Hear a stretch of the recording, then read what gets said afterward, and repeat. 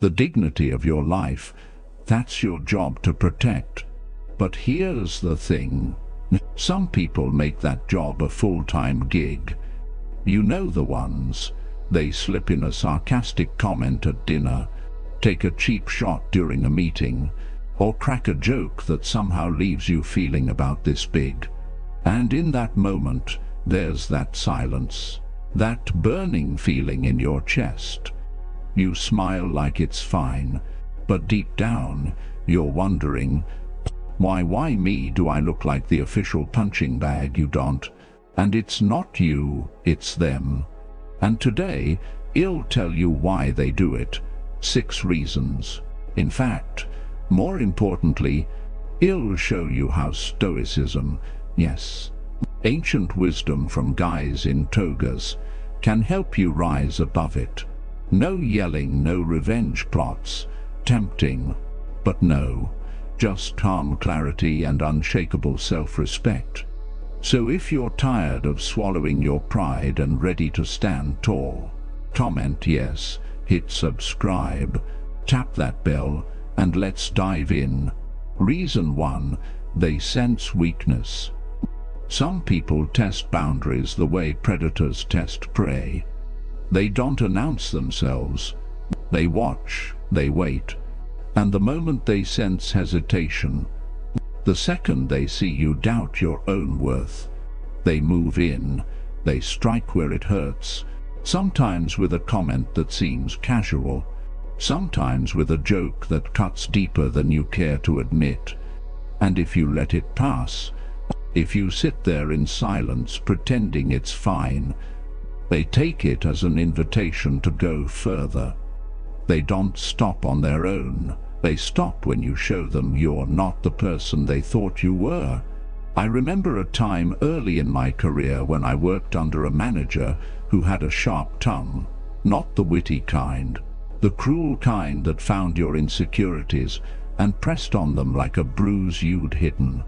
During meetings, he'd throw in comments like, "Maybe this is a little advanced for you," or "Well, let you catch up later," always with a smirk. At first I laughed it off because everyone else did.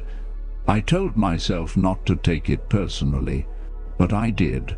And here's the thing, every time I said nothing, every time I let it slide, it got worse, because people like that aren't careless. They're deliberate. They're testing how much you'll tolerate. And when you show them you're willing to tolerate disrespect, you train them to keep going. This is where Stoicism comes in. It's not about cold detachment or pretending you don't care. That's the common misconception. Stoicism is about knowing where your power is. As Marcus Aurelius said, you have power over your mind, not outside events. You cannot control whether someone is rude or dismissive. You cannot stop a person from trying to humiliate you, but you can decide whether they succeed. You can decide whether their words shape your reality or bounce off it. Here is the hard truth most people don't tell you. If you do not respect yourself, no one else will. If you tolerate humiliation, you invite it again, not because you deserve it, but because you've signaled that you'll accept it. Humans are wired to test hierarchies. We all do it, consciously or not. Some people push to see where your line is, and if there's no line, they assume they can walk all over you. It's not about malice all the time. It's about opportunity, and they'll take it until you take it back. What I learned, what I want you to understand, is that standing up for yourself doesn't always look like confrontation. It's not about fighting or shouting. Sometimes it's a calm, clear boundary. It's choosing not to laugh when a joke is at your expense. It's meeting their eyes and letting silence say what words don't have to. It's removing yourself from rooms where you're not respected, without apology or explanation. That's stoic strength, not because it's emotionless, but because it's disciplined. You have to protect your dignity, not because others will do it for you, but because it's yours to defend. And the moment you do, something changes. People sense it. The ones who used to test you hesitate. They move on, often quickly, because they're looking for an easy target. And you're not it anymore. You don't have to explain yourself. You don't have to justify your boundaries. You just have to hold them. And here's where the lesson gets deeper. The respect you gain when you stand tall isn't just from others. It's from yourself. You start to believe in your own strength. You start to trust that you can handle whatever comes your way, not by controlling the world, but by mastering your response to it. That's what Stoicism offers you, not a shield to hide behind, but the armor to walk through life upright, unshaken and dignified. Reason 2, they want control. Humiliation is one of the oldest tools of control. It's subtle at times, sharp and obvious at others. But the purpose is always the same, to make you small so someone else can feel big. When someone publicly shames you, when they throw a cutting remark across a room or expose something personal they have no right to, they are trying to take something from you, your power, your voice, your dignity. They want to see you shrink, because if you shrink, they can stand taller in comparison. But here's the thing most people don't understand. The person who humiliates others is often carrying their own brokenness. They feel powerless in their own life, and instead of confronting it, instead of healing, they reach for the easiest way to feel strong, by making someone else feel weak. I remember working with a colleague who always seemed to find a way to put people in their place, often with a laugh, as if that somehow made it acceptable. One afternoon during a team meeting, I presented an idea I had worked on for weeks. Without hesitation, she cut me off with a sarcastic comment that drew a few uncomfortable chuckles from the room. It wasn't just the words. It was the timing, the precision of it, designed to make me doubt everything I had just said. And for a second I did. I felt heat rising in my face. I felt the urge to defend myself, to explain why the idea was good, why I belonged there. But I didn't, because something inside me, call it instinct, or maybe something I'd finally learned, told me the worst thing I could do in that moment was to play by her rules. Her power was never in the comment, it was in my reaction. It was in whether or not I believed what she was trying to sell me, the lie that I wasn't good enough to speak. This is where Stoicism offers a truth that can change everything.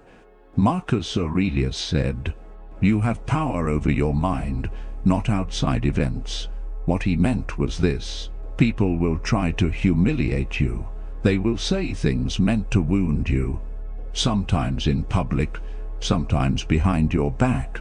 You cannot stop them from trying, but you can refuse to let them succeed. They cannot control your mind unless you hand them the reins. When you realize that, when you stop believing the lies they feed you about your worth, their power evaporates. A person who refuses to believe in their own inferiority cannot be humiliated. And that's not because they fight back or get the last word. It's because they know who they are. You can't tear down someone who's built their sense of self from the inside out. You can't silence a person who doesn't need the approval of a crowd to know their value. If you take one thing from this, let it be this: humiliation only works when you allow someone to convince you that you deserve it. You don't, and you never did. The people who rely on humiliation as a weapon are showing you who they are. But you, by how you respond, will show them who you are. And if you choose clarity over confusion, dignity over defensiveness, and mastery over your own mind, you'll find they lose interest. You are not prey, you are not small. You are someone who cannot be controlled because you control yourself. That's the power Stoicism offers you, not a shield to protect you from hurtful words, but a mindset so clear and strong that those words pass through like wind through open hands. There's nothing to hold on to when you refuse to give them weight. Reason 3: they envy you. This may be the hardest truth to accept, but it's one you need to hear. Sometimes people humiliate you not because there's something wrong with you, but because there's something deeply unsettled within them, and the very qualities that make you admirable, your strength, your character, your success, become the source of their discomfort. When you stand tall, when you carry yourself with quiet confidence, or live by principles they abandoned long ago, it forces them to confront everything they lack. And instead of rising to meet that standard, they choose the easier path. They tear you down, not to correct you, but to silence the reminder that they have stopped trying to be more. Psychologists call this malicious envy. It's a darker, more destructive cousin of the basic envy we all feel from time to time. Studies in emotional psychology have shown that malicious envy often triggers what's called schadenfreude, a perverse sense of satisfaction when someone they envy stumbles or falls. They want to see you less because your presence, your achievements, make them feel like less. But they won't tell you that. Instead, they will find ways to belittle you, undermine you, humiliate you in front of others. Not because they see you as weak, but because they know you are not. Seneca understood this deeply when he wrote, "It is not the man who has too little, but the man who craves more that is poor. A person can have everything and still live in poverty if their soul is starved for peace. And so they strike at others in an attempt to feed their own emptiness. They humiliate what they secretly desire because it's easier to destroy a light than to find their own." Once you understand this, something shifts inside you. The shame you once felt in those moments starts to dissolve. You stop thinking there's something wrong with you. You stop carrying their bitterness as your burden. And if anything, you begin to feel pity, not in a condescending way, but in a clear, calm understanding that they are battling demons you have no part in. Stoicism teaches that we cannot control what others do, but we can control what we make it mean. And when someone tries to humiliate you out of envy, you don't shrink, you don't make yourself smaller to soothe their discomfort. You stand exactly where you are, rooted in who you are, because their inability to stand in your light is not your responsibility. It never was. If you found these insights valuable, let me know by commenting yes below. Your thoughts matter, and I'd love to hear from you. Reason 4: you haven't set boundaries. If you do not make it absolutely clear what you will and will not accept, people will test you. They won't always mean harm. Not at first. It's something wired into human nature. People push boundaries, sometimes consciously, sometimes without even realizing it, because they want to know where the line is. And if they don't find a line, they assume there isn't one. They keep pushing. A joke at your expense here, a casual disregard there. And because you stay silent, because you tell yourself it's not worth the trouble, they keep going, little by little. They take up more space in your life. Eventually you look around and realize you are standing in a place that no longer feels like your own. The things you once thought were obvious, that you deserve respect, that your time matters, that your feelings have weight, are no longer the rules by which the relationship works. The disrespect has become normal. You wonder how it got this far. But if you're honest, it started the moment you failed to say enough. This is why Epictetus warned, if you want to improve, be content to be thought foolish and stupid. It sounds harsh, but it speaks to a truth most people avoid. Setting boundaries often comes at a social cost. People may misunderstand you. They may think you are difficult, unkind, or arrogant, especially those who are quite comfortable benefiting from your silence. But if you want peace, you cannot always have approval. You cannot seek both. Stoicism teaches us that peace is not the absence of conflict, but the presence of discipline. Peace is knowing where you stand and refusing to move from that spot, even if it means standing alone. Look at the example of Oprah Winfrey. Early in her career as a young reporter working for a television station in Baltimore, she was told she was unfit for television. Her producers criticized her appearance, her weight, and even the way she spoke. There was pressure to conform, to change who she was in order to fit the mold they had decided was acceptable. It would have been easy to bend, to become what they told her she should be, but instead she drew a line. She refused to change her authentic self in order to gain the approval of people who couldn't see her worth. Eventually she was fired from that news position. Some might have seen that as proof she was wrong, but she didn't. Oprah understood what Epictetus was teaching. Sometimes you must be willing to be thought foolish or stubborn, to risk rejection in order to hold true to your values. And we know how her story turned out. Oprah went on to build an empire rooted in authenticity, empathy, and self-respect. She became one of the most respected and influential figures in the world, not because she bent to fit into someone else's definition of worth, but because she held her ground when it mattered most. That is the essence of Stoicism. You do not set boundaries because others will like you more. You set them because you respect yourself.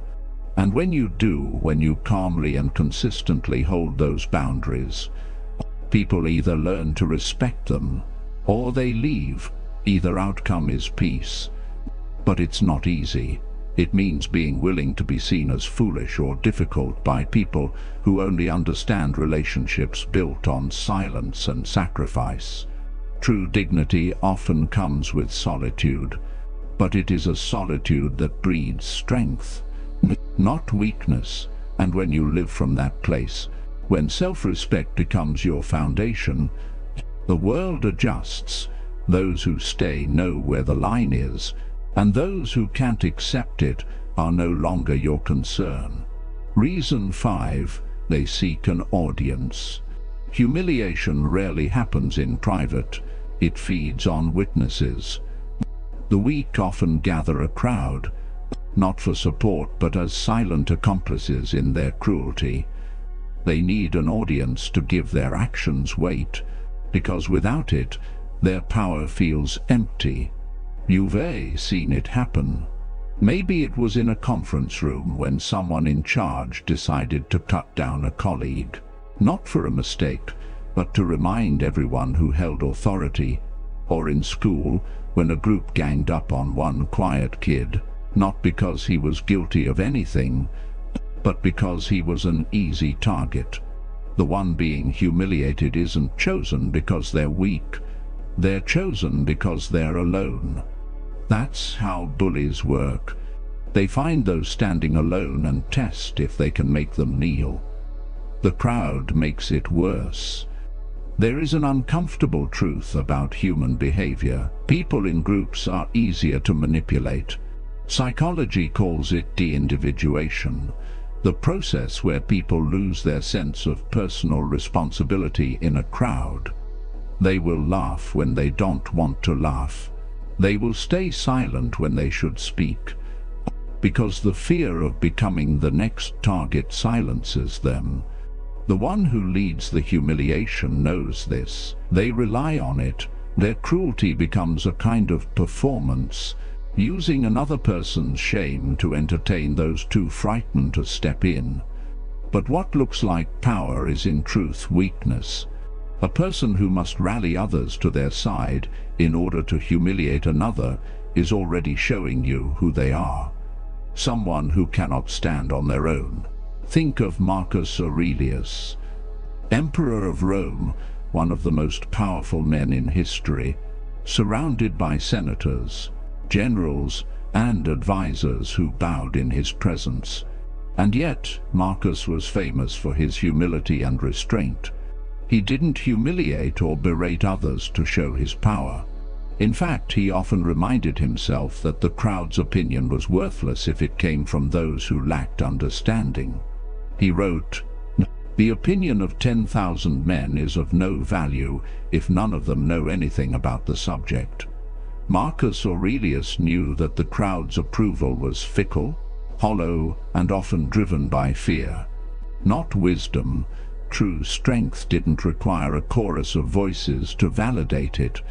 There is a lesson here. When someone tries to humiliate you publicly, their greatest weapon isn't their words.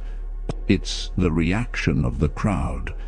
They want you to feel isolated, to believe that the laughter or silence of others is proof that you've lost. But their laughter is hollow. Their silence is fear. And you owe them nothing. Not an explanation, not a defense, not a piece of yourself. The Stoic path teaches you to stand with dignity, even when surrounded by cowards, to be willing to walk alone rather than follow the crowd, to understand that people who need an audience to feel powerful are never as strong as they pretend to be. And you don't need an audience to know your worth. You don't need the approval of those who cheer for the one with the loudest voice. You need only your own steady mind, your own clear sense of right and wrong, and the discipline to hold yourself upright when everything around you tells you to fall. That is the heart of Stoicism, and that is where real power lives, not in applause, not in the fear of others, but in the quiet, unshakable dignity of someone who refuses to be made small by the noise of the crowd. If what you just heard resonated with you, give this video a like too, and don't forget to subscribe, because every time I discover a new perspective on life, I want you to be the first to hear it. Reason 6, they sense you do not know your own worth. This is the deepest wound, the one most people carry quietly, the experience of being humiliated before they truly understand their own worth. It often happens early in life, or at a moment when we are most uncertain about who we are. And those who seek to humiliate others can sense it, as if they have an instinct for weakness, but not the kind of weakness people imagine. It's not physical or intellectual. It's the weakness of a person who has not yet recognized their own value. Because if you knew who you were, if you were rooted in it, you wouldn't allow anyone to degrade you. Not because they wouldn't try, but because it wouldn't land. The insult, the joke, the dismissal would bounce off something solid inside you. Without that sense of self, though you become vulnerable to the approval and disapproval of others, you bend in the wind of their opinions because you haven't yet decided which way to stand on your own. Epictetus said, "No man is free who is not master of himself." It's a line worth reading twice. Most people think freedom comes from circumstance, status, money, reputation. But real freedom begins with self-mastery, and self-mastery starts with knowing who you are. When you don't know yourself, the world is full of threats, but when you do, you become untouchable. in a way that has nothing to do with arrogance and everything to do with quiet certainty. Consider Eleanor Roosevelt. As a young woman, she was painfully shy. She came from a family that was powerful and deeply dysfunctional. Her mother openly mocked her appearance, calling her granny because of her perceived homeliness. She lost both parents before she was a teenager and was raised by a family that never let her forget how small they thought she was. She could have lived her entire life carrying those humiliations, shrinking into the background as many expected, but she chose not to. Slowly, through education, through work, through understanding her own moral convictions, she built a sense of self that no one could take away from her.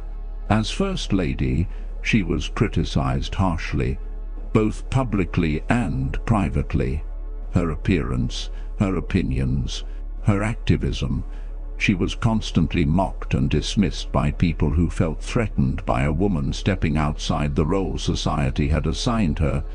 But she had already done the hard work of deciding who she was, and because of that, the humiliation others tried to lay on her never seemed to stick. She continued to fight for human rights, for justice, for decency, not because people approved, but because she knew what was right. What Stoicism teaches is exactly this, that no one can humiliate you without your consent. That freedom, as Epictetus says, is mastery over yourself. You don't gain it by fighting back against every insult or silencing every critic. You gain it by refusing to give them authority over how you see yourself. When you know your worth, insults become meaningless. Jokes become empty noise. Even admiration doesn't sway you, because your self-respect doesn't depend on whether others recognize it. This is not easy. It takes work. It takes time spent in reflection, in being honest about who you are and what you stand for. It takes a willingness to stand alone when no one else seems to understand. But there is no shortcut to real freedom. You cannot beg people to respect you. You must claim it quietly, without permission, and when you do, something profound happens. The people who once tried to humiliate you lose interest. The words they used to cut no longer find a place to land. You become, in the deepest sense, untouchable, not because the world has changed, but because you have. So here is the truth. People may try to humiliate you. Some will test you, some will envy you, and a few will do it just because they can't handle your light. But here is the good news. You're not here to dim yourself for anyone, not anymore. You are not someone who begs for respect. You command it, quietly, calmly, and if need be, alone. That's the Stoic way. When you stand your ground, when you refuse to believe the lies meant to make you small, something powerful happens. You become untouchable, not because the world is kind, but because you are strong. So if you're ready to live with that quiet power, to rise above the noise, I invite you to take this journey with me. Hit subscribe, tap that bell, and join a community that's learning to stand tall, no matter who tries to pull them down. And remember, the world doesn't give you dignity. You give it to yourself, and that's something no one can take away. Thanks for watching, and I'll see you in the next video.